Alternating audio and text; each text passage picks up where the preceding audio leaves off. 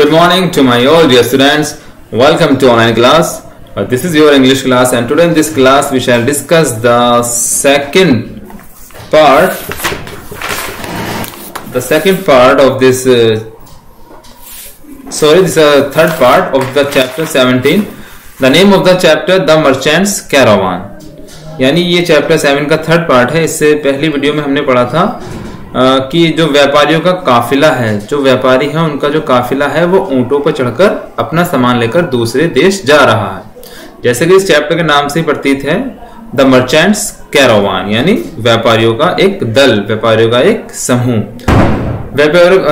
हमने पिछली वीडियो में पढ़ा था कि जो व्यापारियों का एक दल है वो रेगिस्तान के रास्ते दूसरे स्थान पर जा रहा था. रेगिस्तान में वो दिन में तो आराम किया करते थे और रात के समय वो अपना सफर तय किया करते थे. So now let's start the chapter.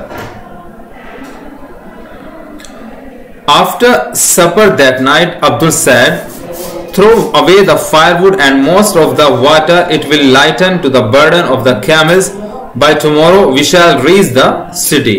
Means after supper that night का मतलब रात का खाना खाने के बाद अब्दुल ने कहा. Abdul was a great merchant of Baghdad, यानी अब्दुल जो है बगदाद शहर का सबसे बड़ा व्यापारी था. तो अब्दुल ने कहा throw away the firewood and most of the water, यानी थ्रो का मतलब फेंकना, फायरवुड का मतलब लकड़ी. उन्होंने जो ज्यादा लकड़ी इकट्ठा कर ली थी, उन्होंने कहा कि अब इसे फेंक दो, हम जो है जल्दी ही अपनी यात्रा पूरी कर लेंगे, तो हमें इनकी आवश्यकता नहीं है इतना वजन ढोने की.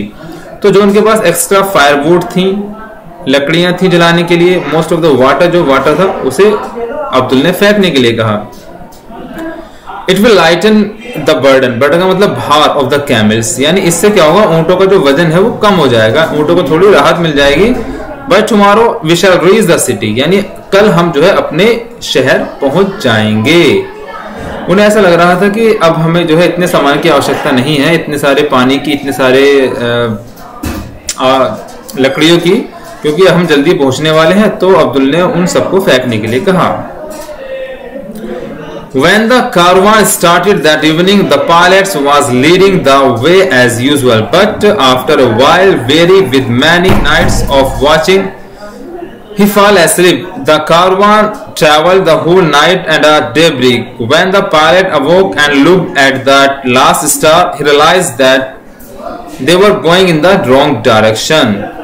Means when माने जब द कारवां स्टार्टेड, जो वो कारवां था, जो काफिला था, वो चलना शुरू हुआ. दैट इवनिंग माने उस शाम को जब वो चलना शुरू हुआ. The pilot was leading the way as usual, जो उनका पायलट था, जो चालक था, वो उन्हें पहले की तरह ही आगे ले जा रहा था. बट माने किंतु आफ्टर अ व्हाइल, यानी कुछ समय पश्चात, weary with many nights of watching, क्योंकि वो काफी रातों से जो है थका हुआ था, लगातार चल रहा था. He fall asleep, वो गहरी नींद में सो गया. जो उनका चालक था, जो सबसे आगे चल रहा था ऊंट को लेकर, वो सो गया. The कारवां travel, जो कारवां था वो यात्रा कर रहा था. whole night, पूरी रात वो यात्रा करता रहा. And at daybreak का मतलब जब वो दिन निकला, जब वो सुबह हो गई, जब वो दिन निकला. When the pilot awoke, जब पायलट जागा. And looked at the last star, जब उसने आसमान की तरफ देखा, आखिरी तारे की तरफ देखा. He realized का मतलब उसे ज्ञात हुआ.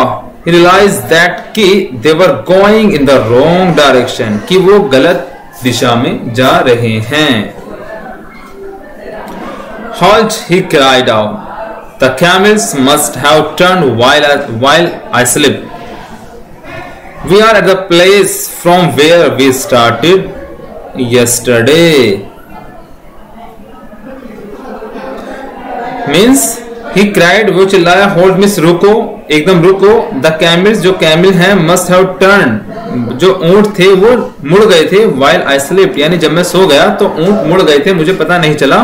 We are at the place, हम जो है उसी स्थान पर आ गए हैं. वेयर वी स्टार्टेड यस्टरडे, जहां से हमने कल चलना शुरू किया था, हम दोबारा से उसी स्थान पर आ गए हैं.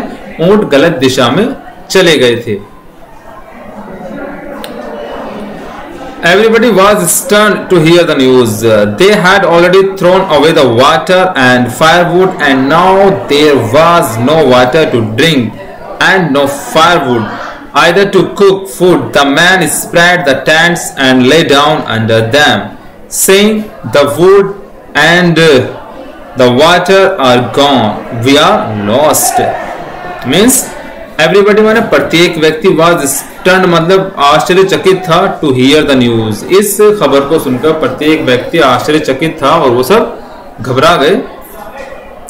They had already thrown away the water and firewood, क्योंकि already का मतलब पहले ही, throw का मतलब फेंकना, क्योंकि वो पहले ही फेंक चुके थे. जो उनके पास एक्स्ट्रा वाटर था, जो उनके पास फायरवुड थी, लकड़ियां थी, वो उन्हें पहले ही फेंक चुके थे, क्योंकि उन्हें लग रहा था कि हम जल्दी ही शहर पहुंचने वाले हैं, तो हमें इनकी आवश्यकता नहीं है. तो उन्होंने अपना जो सामान था वजन कम करने के लिए, जो पानी था, जो लकड़ियां थी, उन्हें फेंक दी.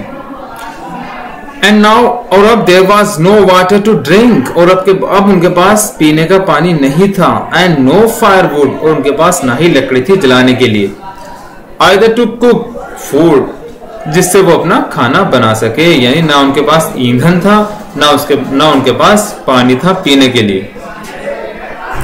The men spread the tents, जो मैन थे, जो व्यक्ति थे, जो उस दल में जा रहे थे, उन्होंने स्प्रेड का मतलब फैलाया. टेंट्स माने अपने टेंट्स को, अपने जो तंबू था उस तंबू को फैलाया. And lay down under them, और उनके अंदर लेट गए. सेइंग मींस कहते हुए, the wood and the water are gone, कि हमारे जो वुड, जो लकड़ियां थी और जो पानी था, वो अब हमारे पास नहीं है, हमारा पानी जा चुका है. वी आर लॉस्ट, हम खो चुके हैं. लॉस्ट का मतलब होता है खोना, यानी रास्ता भटक जाना. तो उन्हें लगा कि अब हम कैसे रहेंगे, हमारे पास तो ना तो पानी है, ना हमारे पास लकड़ी है, अब हम कैसे अपना सफर तय करेंगे और कैसे हम जिएंगे. सो बच्चों, आज की वीडियो में इतना ही रखते हैं. इसका अगला पार्ट हम अगली वीडियो में पढ़ेंगे. आप सभी को अच्छे से इस चैप्टर की रीडिंग करनी है और इस चैप्टर के वर्ड्स मीनिंग भी अच्छे से याद करने हैं. That's all and thank you.